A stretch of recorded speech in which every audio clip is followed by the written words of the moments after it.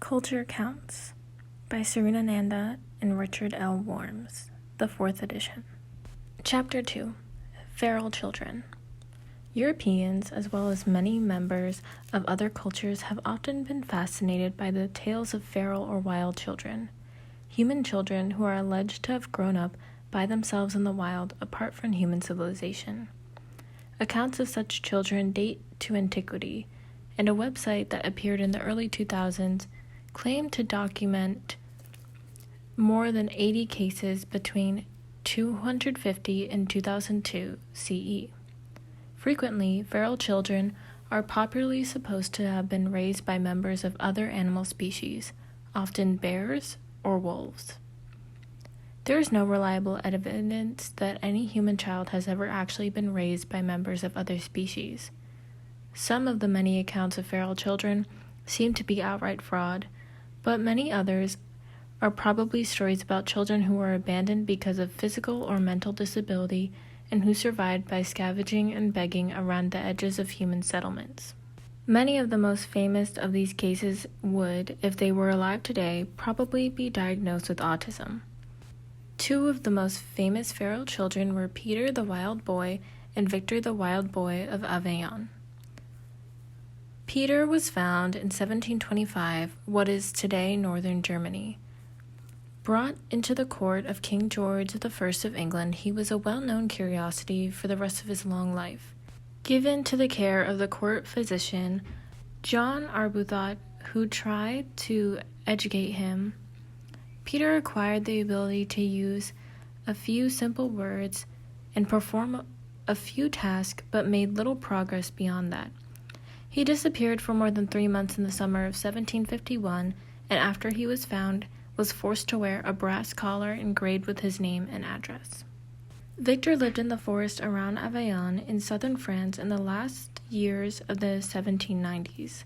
Like Peter, Victor's inability to speak and his bizarre behavior garnered much attention, the first in Aveyron and later in Paris. Like Peter, Victor was given to the care of a physician, Jean-Marc Gaspard Itard, who attempted to teach him to speak and perform rudimentary tasks. But like Arbuthnot, Itard's attempts at instruction were largely ineffective. Peter and Victor were famous in their own day and to some degree in ours as well. Some of the most important intellectuals of the era wrote about Peter, including John Swift, author of Gulliver's Travels, Daniel Defoe, author of Robinson Crusoe and many other works, and the Scottish jurist and early evolutionist James Burnet Lord Monboddo. Victor was also subject to extensive commentary during his lifetime, and his fame continued into modern times. His life, both realistic and fictionalized form, appears in many novels and films, particularly Francois Truffaut's 1970 film, The Wild Child. So what is it about feral children that fascinated people in the 17th and 18th centuries and continues to fascinate today? Swift, Defoe, and Monboddo provided different answers. Swift's work is a critique of the culture of his era. Swift imagined Peter, who in reality was mute, trying to comprehend the alien social customs of the British aristocracy. Thus, through Peter, the culture of his era was made visible, and through his eyes, it was shown to be corrupt and absurd. Defoe, 1726, approached Peter with a more challenging angle. He wondered about the degree to which Peter really was a human being. Did he have a soul? Peter was in human form, but he could not speak or participate in human society in a meaningful way. Unable to speak, he was perhaps unable to think as well. Without culture, Peter's existence was a horribly lonely burden. For Monboddo, Peter and the other wild children proved that little or nothing was natural to humanity. Speech, upright posture, walking on 2 feet are all capabilities that people had to be taught through the process of civilization. Monboddo used this idea to argue that orangutans were humans too. They had the capabilities for human characteristics but had not learned to use them. Victor was captured and displayed in the era immediately following the French Revolution and the Terror. In this context, he too raised important questions. the philosophers of the French Revolution wanted to make humanity over. Many, following the philosopher Jean-Jacques Rousseau, believed that humans in their natural form, free of the constraints of European culture, lacked morals and were essentially noble. Was Victor a noble savage without culture? Could proper education make him into a new and better type of person? And Itard's failure to educate Victor meant that humans without society were so degraded that they could not be brought into society? Because Victor and Peter were most certainly individuals with profound autism, observations of them could not have answered questions about humanity without culture. However, the writings and questions that surrounded them and continued the interest of the cases of feral children today draw our attention to the nature of culture and the relationship between culture and human nature. Cases of wild children seem to make it clear that without constraints, assumptions, and patterns imposed by culture, it is extraordinarily difficult to express our human qualities and abilities. But what is culture? Although coming up with a useful brief definition of culture is difficult, an anthropologist from Mars observing many different human cultures might discover 6 characteristics shared by all cultures. Cultures are made up of learned behaviors. People are not born knowing their culture. They learn it through a process called enculturation. Cultures that all involve classification systems and symbols. A symbol is simply something that stands for something else. People use cultural symbols to create meaning. Cultures are patterned and integrated. Thus, changes in one aspect of culture may affect other aspects. However, elements of culture do not necessarily work smoothly with one another. Cultures are shared. Although there may be disagreement about many aspects of culture, there must be considerable consensus as well. Cultures are adaptive and include information about how to survive in the world, but cultures can contain much that is maladaptive. Cultures are subject to change. Whether propelled by their internal dynamics or acted upon by outside forces, cultures are always in flux. Based on this list, we might define culture as learned, symbolic, and particularly adaptive, and ever-changing patterns of behavior and meaning shared by members of a group. Although anthropologists agree on the basic characteristics of culture, they disagree on their relative importance, how to study them, and indeed the goals of anthropology itself.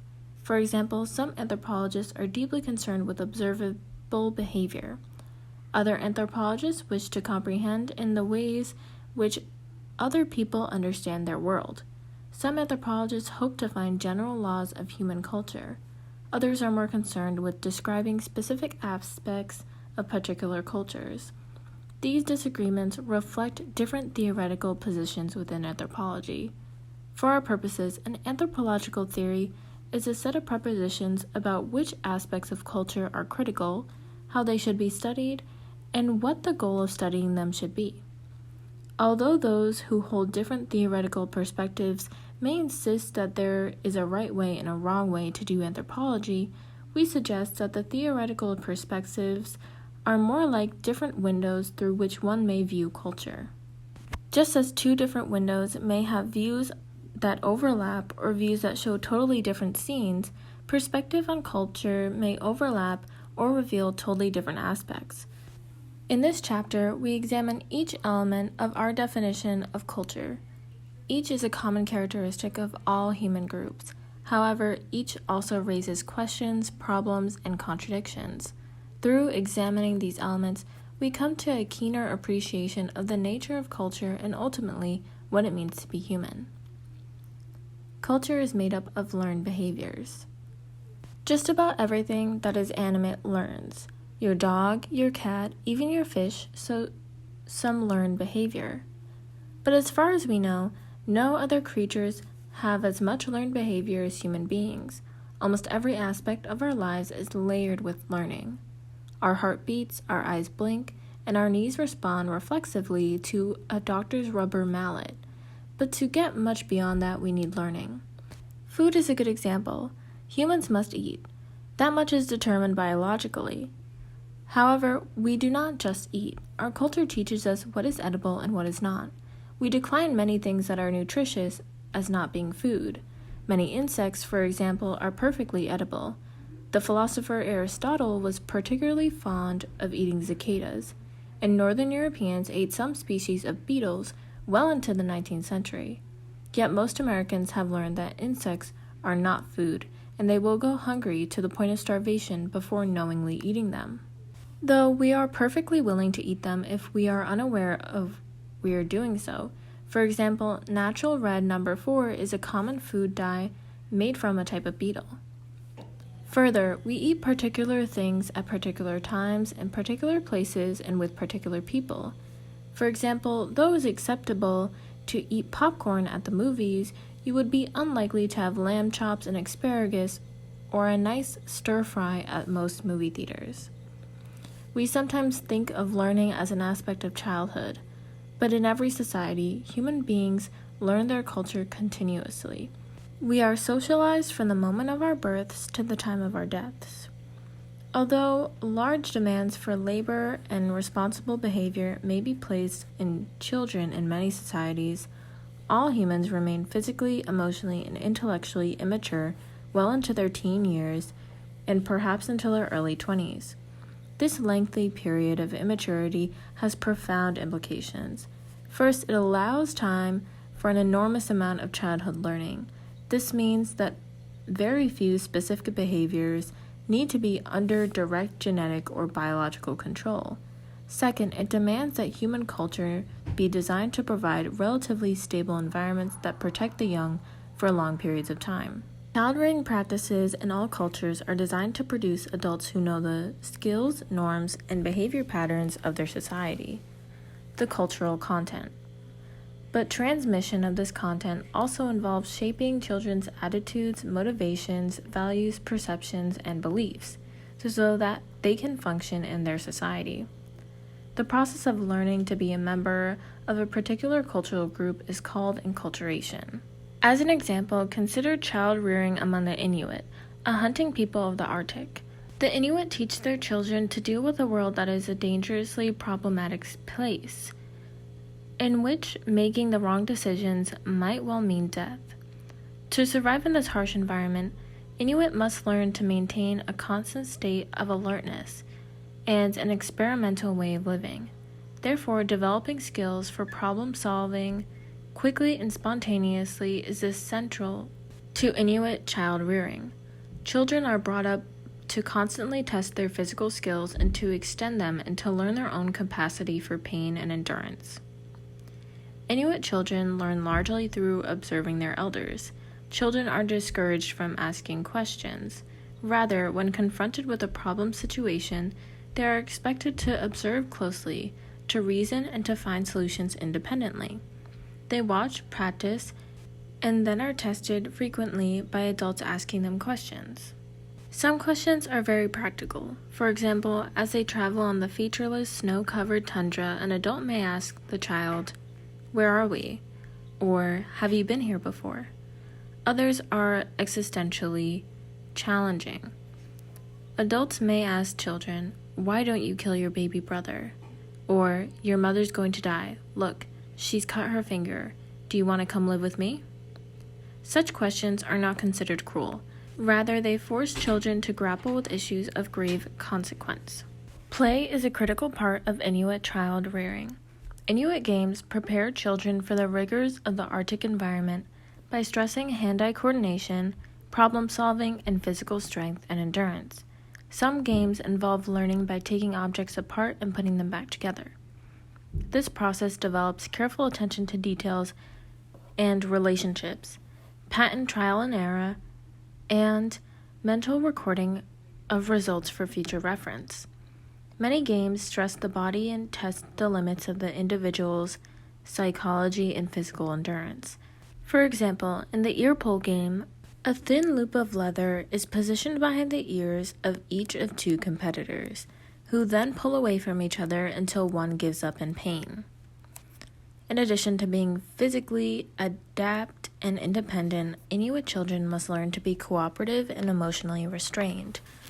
Under the conditions of their closely knit and often isolated camp life, expressions of anger and aggression are avoided. An Inuit prize reason, judgment, and emotional control.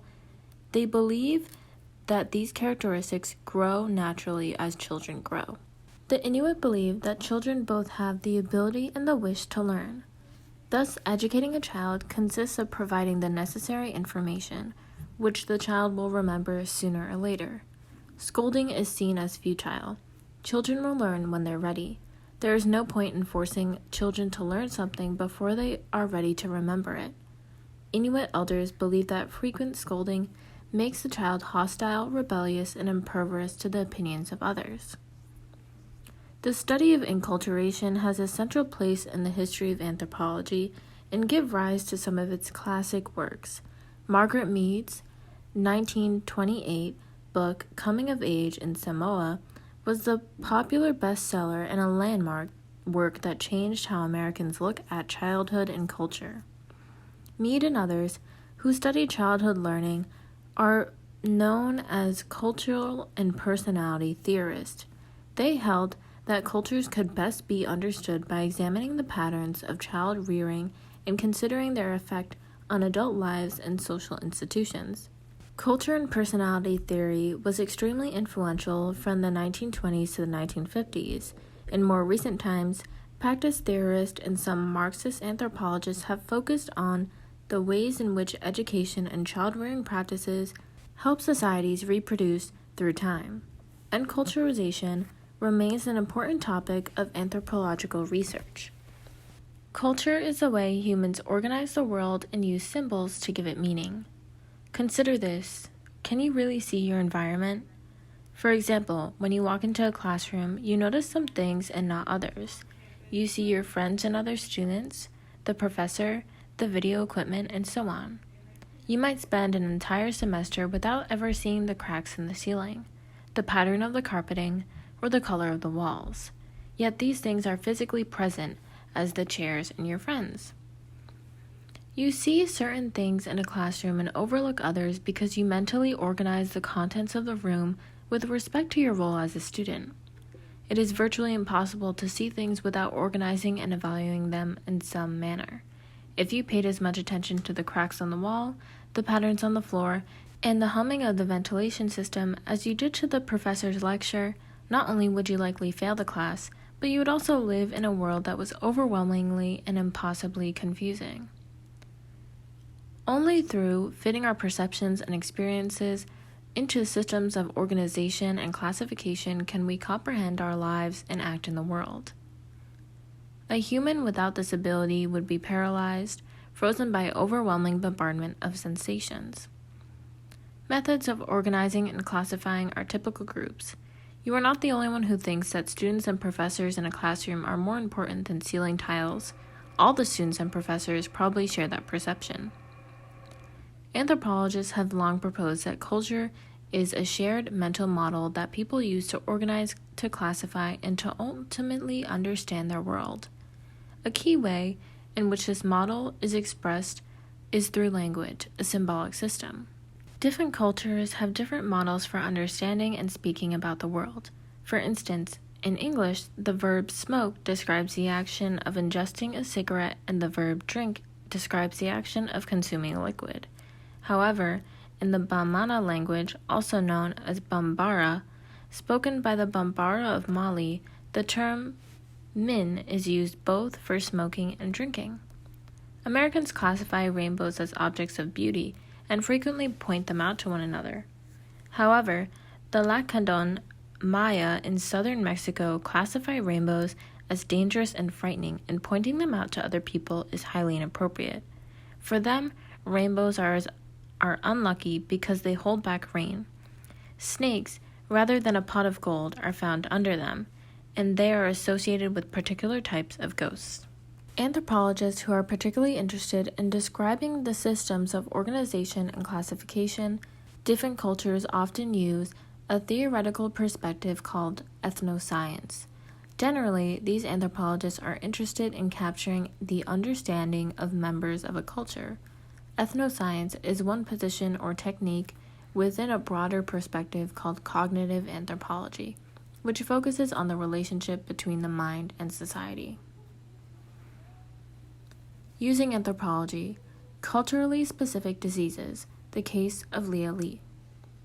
Because all humans are extremely familiar biologically, all are subject to the same biologically based diseases. However, the ways in which people classify, experience, and understand health and illness differ drastically among cultures. Anthropologist author Clemen differentiates between disease, a patient's biological problem, and illness, the social and cultural context in which the disease is experienced, in ways in which it is classified.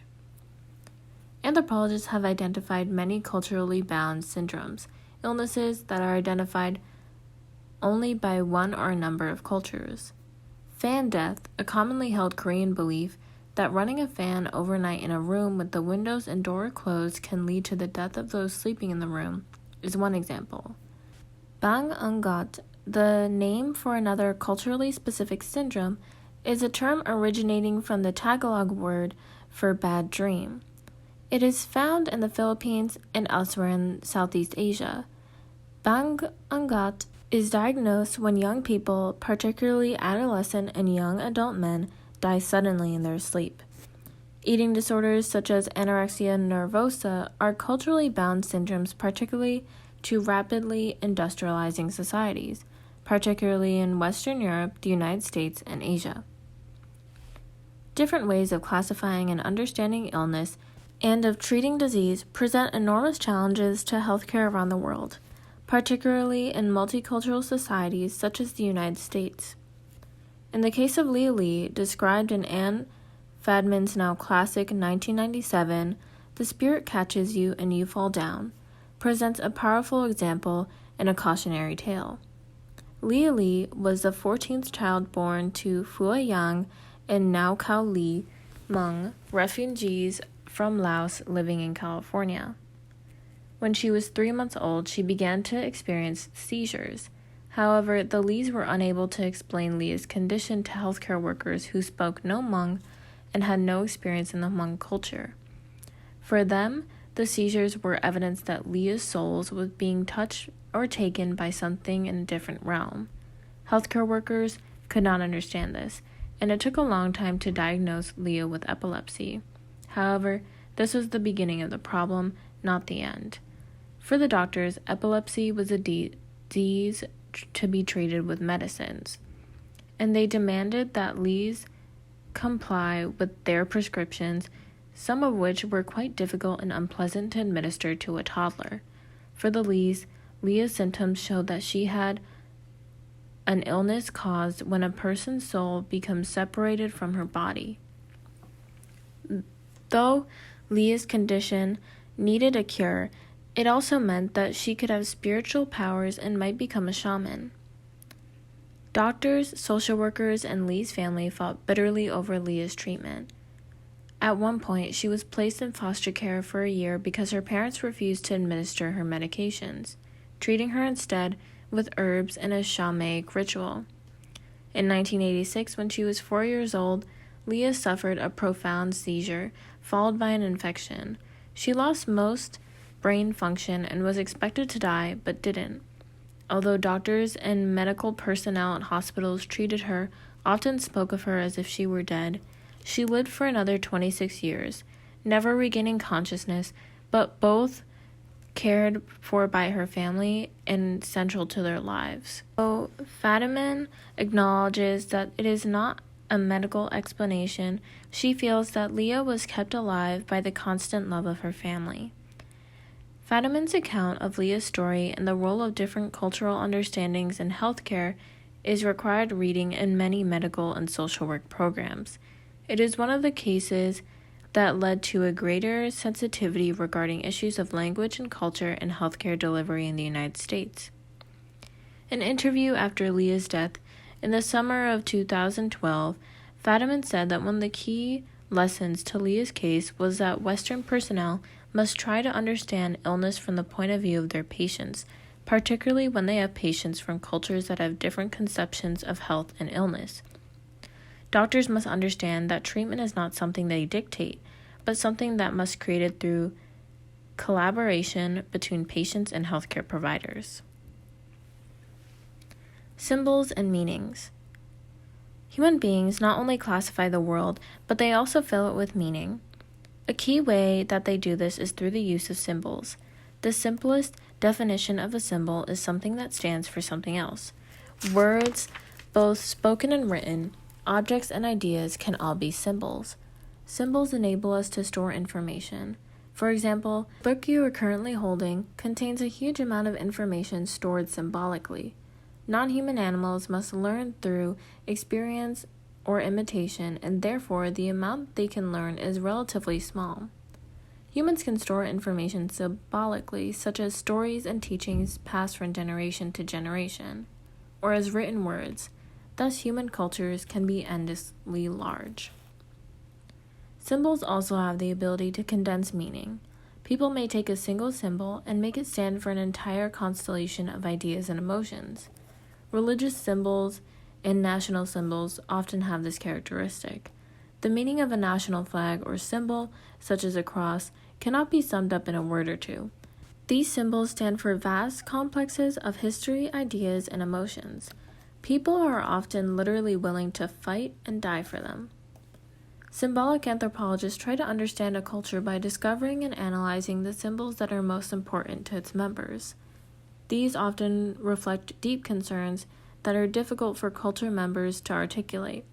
For example, according to Victor Turner, among the Dembu of East Africa, the Moody tree is a central symbol that plays an important role in girls' puberty rites.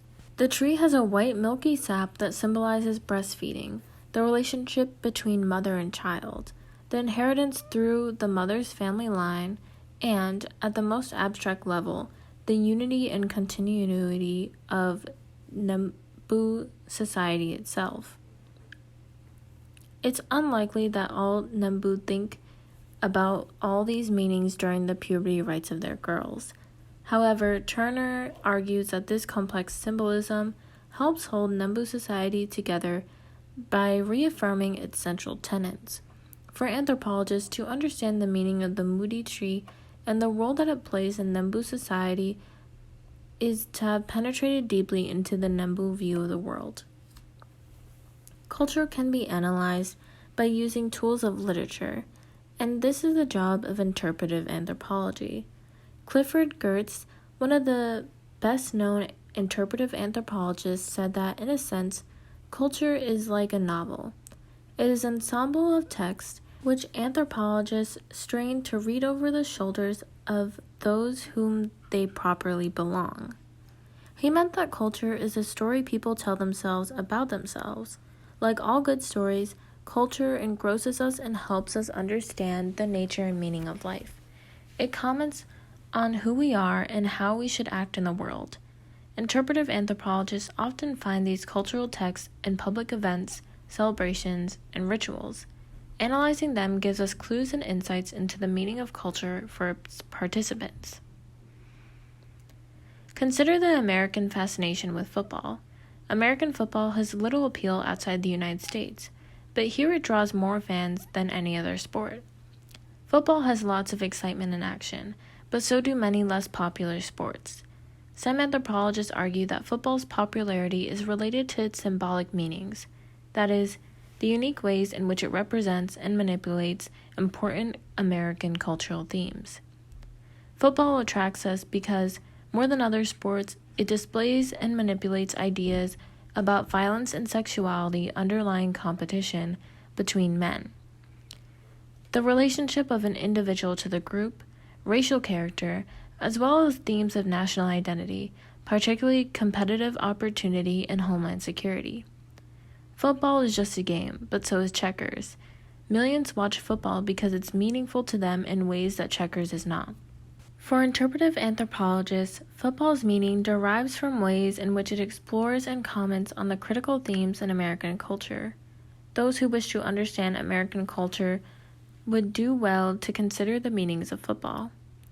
Interpretive and symbolic anthropologists use methods drawn from humanities rather than from the scientists to uncover and interpret deep emotional and psychological structure of societies. Their goal is to understand the experience of being a member of a culture and to make that experience available to their readers. Culture is an integrated system, or is it? Consider a biological organism. The heart pumps blood, the lungs supply the blood with oxygen, the liver purifies the blood, and so on. The various organs work together to create a properly functioning whole. An early insight in anthropology was the usefulness of comparing societies to organisms. Their subsistence system provides food, the economic and political systems determine how the food is distributed, the religion provides justification for the distribution system, and so on. Societies, like bodies, are integrated systems. This organic analogy has strengths and weaknesses. It allows us to think about society as being composed of different elements. It implies that anthropologists should describe the shape and role of such elements as well as the ways in which changes in one affect the others. For example, sustenance and social structure are two identifiable social elements and are related to each other. Foraging is an activity most often done in small groups and requires little direction and coordination. People who forage for their food will probably have relatively loosely defined social groups with changing membership. Farming requires more coordination than foraging. Therefore, people who farm will likely live in society with a more rigid structure and a more stable membership. If a group were to move from foraging to farming, we would expect it to develop an increasingly well-defined social structure. However, the organic analogy also implies that properly functioning societies should be stable and conflict-free. The parts of a biological organism work together to keep the entire being alive and well. The lungs do not declare war on the liver. The result of conflict between parts of a living thing usually results in sickness or death. If such conflict occurs, an autoimmune disease, for example, we understand that the organism is not functioning properly, and steps should be taken to restore the system. Thinking of cultures as systems may similarly suggest that their parts should work in harmony, and that conflict and struggle are deviations from normality. But are cultures really like that? Do their elements really fit well together? Consider, for example, whether the American family system fits well with the demands made by most American jobs. Most Americans want to maintain a long-term marriage commitments, raise families, and live middle-class lifestyles. Most jobs in the United States provide inadequate income for this purpose. Many require mobility, long hours, and flexibility, which come at the expense of a family. Americans must negotiate the contradictions between the lifestyle they desire and the demands of their families and the requirements of their jobs. Consider that, in socially stratified societies, different groups have different interests, and this creates conflict. For example, in a capitalist societies, both workers and owners want their companies to do well, but within this context, the owners hope to maximize their profit and the workers want to maximize their pay. However, increases in workers' pay come at the expense of the owner's profit. Therefore, there is a structural conflict between owners and the workers. This conflict does not occur because society is not working properly. Rather, it is a fundamental condition of a capitalist society. There is nothing uniquely American or modern about the contradiction and conflict within culture. People in non-industrialized society must also handle conflicting commitments to their families and other social groups, such as secret societies or religious associations. Even in societies that lack social groups beyond the family, the interests of men and women, or those of old and young, may differ. Thus, in all societies, social life is characterized by conflict as well as concord. Although culture certainly is patterned and is surely a system, often parts may rub, chafe, and grind against each other. Anthropologists who are drawn to the study of relationships among different aspects of culture have often sought to find laws of cultural behavior. In the first half of the 20th century, functionalists such as A.R. Radcliffe Brown and Bronislaw Malowski searched for such laws and a mutual supportive relationships among kinship, religion, and politics. For example, Radcliffe Brown argued that religion supports social structure by giving individuals a sense of dependence on their own society. More recently, ecological functionalists have focused on the relationship between environment and society. These anthropologists view social institutions and practices as elements in broader ecological systems.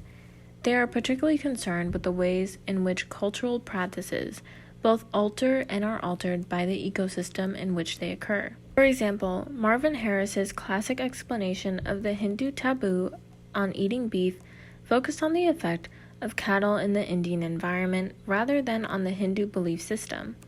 Harris noted that widespread poverty and periodic famine in India, Hindus refused to eat their cattle. Although superficially this seems unreasonable, it makes good ecological sense.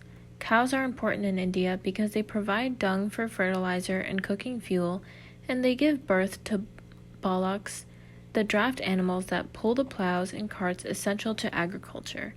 If a family ate its cows during a famine, it would deprive itself of the source of bullocks and could not continue farming. Thus, Hindu religious taboo on eating beef is a larger ecological pattern that includes the subsistence system. Many anthropologists today choose to focus on conflicts within cultural systems. This often reflects the deep influence of the work of Karl Marx and the early 20th century sociologist Max Weber. Both Marx and Weber saw conflict in society as a key factor to driving social change. For example, Marx understood society to be made up of different social groups, such as factory owners and workers, who had opposing interests. Marx believed that over time, these opposing interests would inevitably lead to both conflict and social change. Culture is a shared system of norms and values. Or is it? What would a person with his own private culture be like? Perhaps he would be like Peter or Victor in the introduction of this chapter, unable to meaningfully participate in society around him. Alternatively, such a person might live in a world in which everything has one set of meanings to her, but different meanings to everyone else. People with certain forms of schizophrenia seem to have this problem. They live in a world rich in symbols that only have meaning to them. In either case, it would be very difficult for such people to interact with others. They would probably be isolated and in some cases considered insane.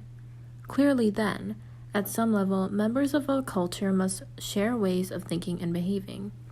Often we refer to these as norms and values.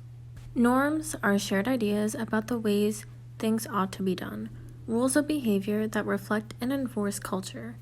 Values are shared ideas about what is true, right, and beautiful. For example, shaking hands rather than bowing when introduced to a stranger is an American norm. The notion that advances in technology are good is an American value. Human behavior is not always consistent with cultural norms and values. People do not necessarily do what they say they should do. Norms may be contradictory and manipulated for personal and group ends.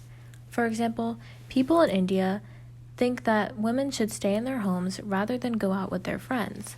They also believe that women should spend a lot of time in religious activities. Modern Indian women use the second of these ideals to get around the first. By forming clubs whose activities are religious, they have an excuse to get the house, to which their elders cannot object too strongly. This example raises important questions. How do we determine norms and values of a society? Do all people in a society agree on these things? How many people must agree on something before it is considered a norm or a value? Research shows that even in small societies, norms are not always followed and values are not universal. Individuals differ in their knowledge, understanding, and beliefs. For example, one might expect that all the members in a fishing society would agree on the proper names for different kinds of fish. But on Puka Puka, a small Pacific atoll, Robert Boforsky studied, even experienced fishermen disagreed much of the time. The degree to which people do not simply share a single culture is even more obvious in large societies. Sometimes the term subculture is used to designate groups within a single society that share norms and values specifically different from those of the dominant culture.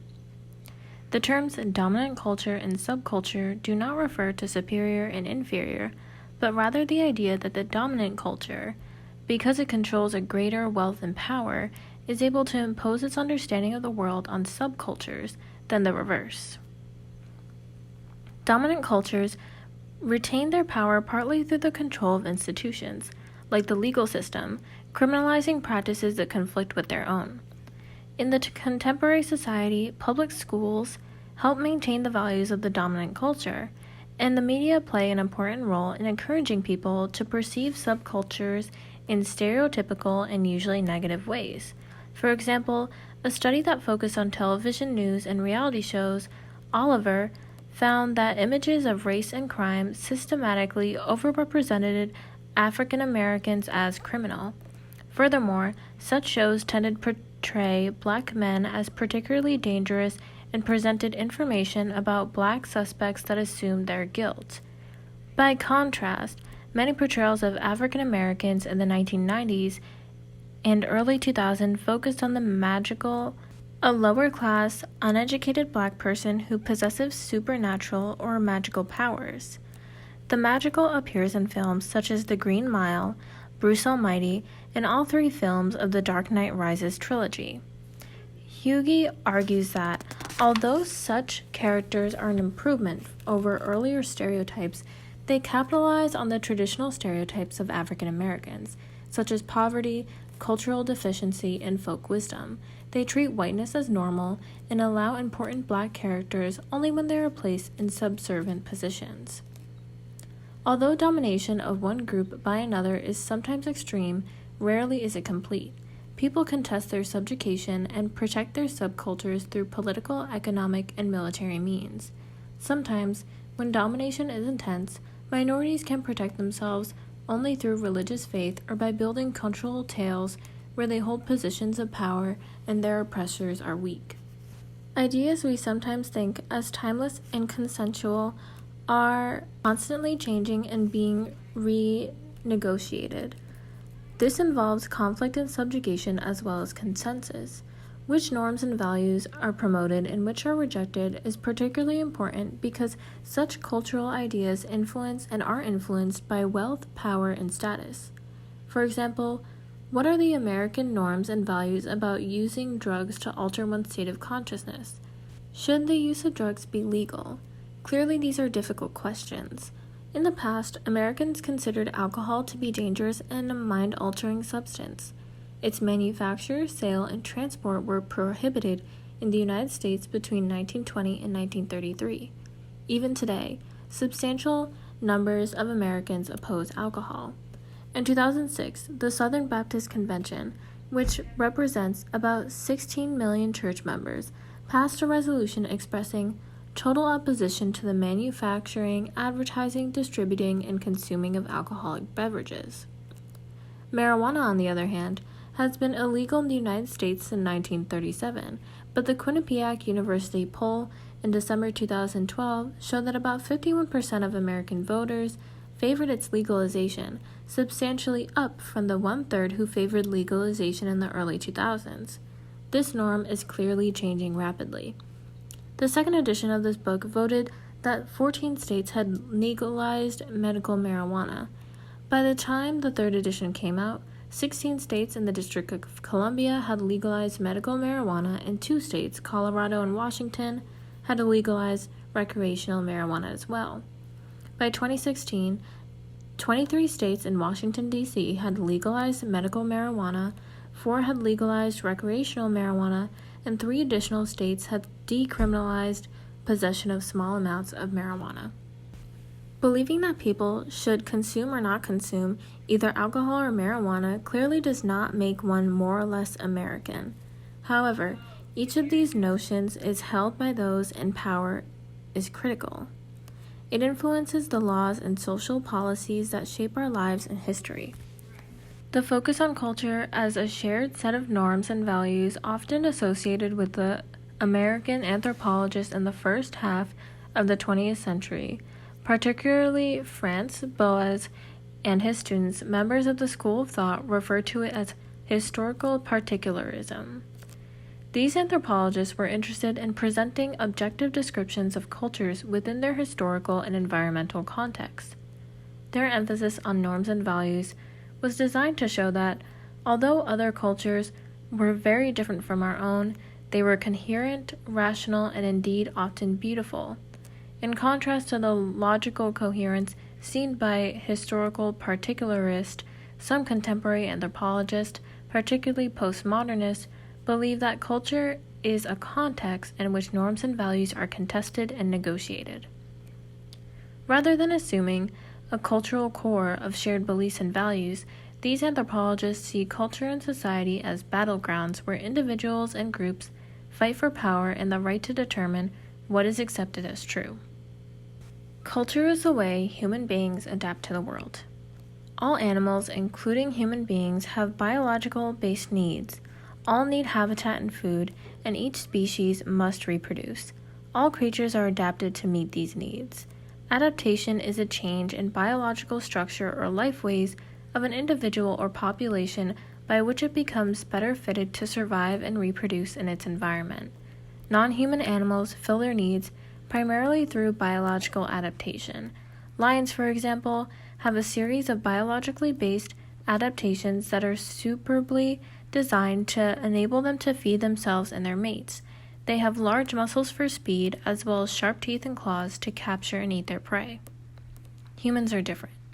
We lack offensive biological weaponry, and if left to get our food like the lion, we would surely starve. There is little evidence that we have an instinct to hunt or consume any particular kind of food, to build any sort of structure, or to have a single fixed social arrangement. Instead, human beings and groups develop forms of knowledge and technologies that enable them to feed themselves and to survive in their environments. They pass this knowledge from generation to generation and from group to group. In other words, human beings develop and use culture to adapt to the world. Most of a lion's adaptation to the world is set biologically. The growth of its teeth and claws, its instinct to hunt, and the social arrangement of a pride are largely expressions of the lion's genetic code. Humans have a biological adaptation to the world, learning culture.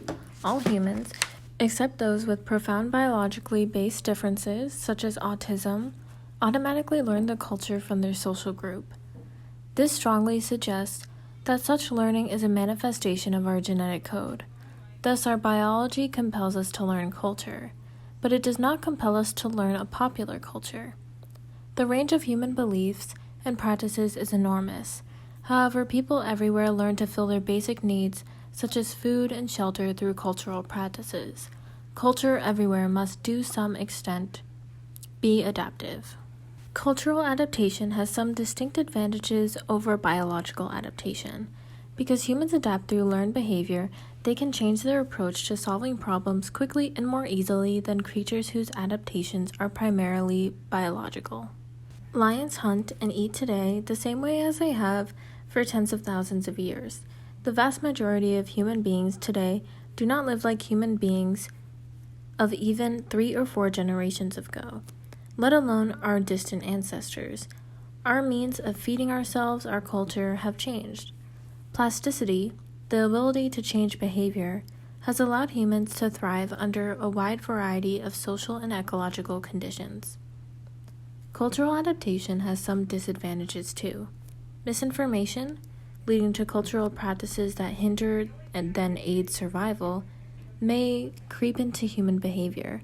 Cultural practices such as unrestrained logging, mining, or fishing may encourage the destruction of the environment, may lead to short-term success but long-term disaster.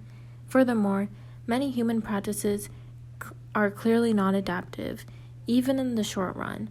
Political policies of ethnic cleansing and genocides that urge people to murder their neighbors may benefit the leaders of a society, but it is hard to see any meaningful way in which these practices are adaptive. A normal lion always inherit the muscle, tooth, and claw that, given a relatively stable environment, let it survive. Normal humans, on the other hand, may inherit a great deal of cultural misinformation that hinders their survival. Historically, a focus on the adaptive aspect of culture is associated with a theoretical position called cultural ecology, first proposed in the 1930s. Although many of our ideas have changed since then, investigating the adaptive and maladaptive aspects of culture continues to be an important aspect of anthropology. Anthropologists who view culture as an adaptation tend to be concerned with people's behavior, particularly as it relates to their own physical well-being or the relationship of cultural practices to ecosystems. They investigate the ways in which cultures adapt to specific environments and the ways in which cultures have changed in response to new physical and social conditions. Culture is constantly changing. Do you ever want to visit a culture where people were untouched by the outside world, living just the same way they had been living for thousands of years? Well, you're out of luck. One of the most romantic notions of anthropology presented in the media is that there are Stone Age cultures waiting to be discovered. But this is false. No culture has ever been stuck in time or isolated from others for very long. Cultures are constantly changing. They change because of conflict among different elements within them. They change because of contact with outsiders. Population growth, disease, climate change, and natural disaster all drive culture change. However, cultures do not always change at the same speed. Cultural change may happen in small increments, or it may happen in revolutionary bursts. Historically, in most places and at most times, culture change has been a relatively slow process. However, the pace of change has always been increasing for the past several hundred years and has become extremely rapid in the past century. Since the 16th century, the most important source of culture change has been the development of a world economic system based primarily in the wealthy nations of Europe and Asia. This has involved invasions, revolutions, and epidemic diseases. These historic processes and the result global economic system and the primary foci of chapters 13 and 14. Here we focus on some of the more traditional ways in which anthropologists have examined culture change. Anthropologists sometimes discuss culture change in terms of innovation and diffusion. An innovation is an object, a way of thinking, or a way of behaving that is new because it is quantitatively different from existing forms. Although we think of the innovations as technological, they are not limited to the material aspects of culture. New art forms and new ideas are also innovations. New practices, tools, or principles may emerge from within a society and gain wide acceptance. Anthropologists sometimes call these primary innovations. They are frequently chance discoveries and accidents. In our own society, some examples of accidental discovery include penicillin, found when British researcher Alexander Fleming noticed that the bacteria samples he left by the window were contaminated by mold spores, and Teflon, discovered by Roy Pluckett, who was trying to find new substances to use in refrigeration. All such innovations are based on building blocks provided by culture. For example, although Fleming is justly famous for the discovery of penicillin, this innovation also illustrates the importance of context and incremental discovery. Fleming is not a random person who woke up one morning thinking about mold and bacteria. He was a trained bacteriologist who had been looking for a substance to fight infection for more than a decade. He was very aware of the work of other scientists studying the problem of infection. It does not diminish his achievement to point out that he, like every other inventor and discoverer, did not create something totally new. He realized the critical importance of new combinations of things that already existed. His culture provided him with training, tools, and context which his discovery could be made. Innovations tend to move from one culture to another. The process is known as diffusion. Diffusion can happen in many ways. Trade, travel, and warfare all promote it. Direct contact among cultures generally results in the most far-reaching changes. The cultures located on major trade routes tend to change more rapidly than do those in more isolated places. However, because no human society has ever been isolated for a long time, diffusion has always been an important factor in culture. This implies that pure cultures, free from outside influences, have never existed. Innovation and diffusion are not simple processes. People do not naturally realize one way of doing things is better than another, or one style of dress, religion, or behavior is superior. For innovation and diffusion to occur, new ideas must be accepted, and even when the desirability of an innovation becomes clear, its integration into a culture is a very complex process. Again, the discovery of penicillin provides a good example. Although Fleming understood some of the importance of his discovery in 1928, human trials did not take place until World War II, and the drug was not widely prescribed until the mid to late 1950s. People may not accept an idea because they do not fully understand it, but other factors are usually involved as well.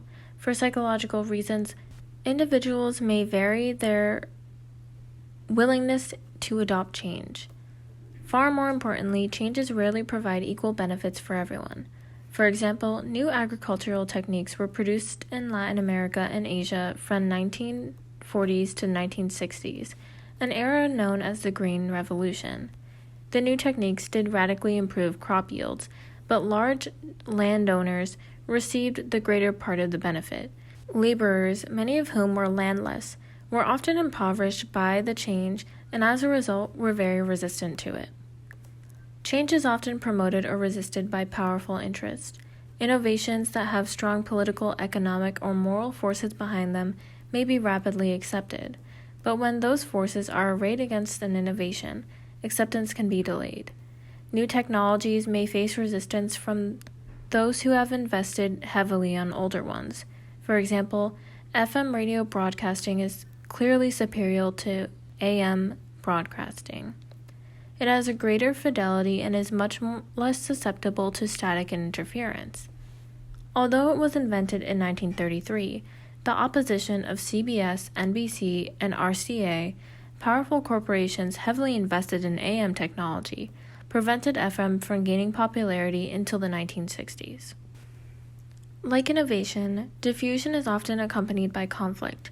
People who are colonized or captured by others are often forced to assume new cultural practices.